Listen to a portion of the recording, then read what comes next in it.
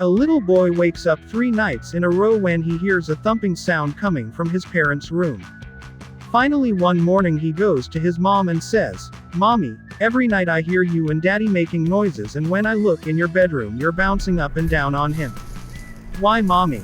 His mom is taken by surprise and says, "Oh, well, I'm bouncing on his stomach because he's fat and that makes him thin again." And the boy says, "Well, that won't work." His mom says, "Why?" And then boy replies, "Because the lady next door comes by after you leave each day and blows him back up."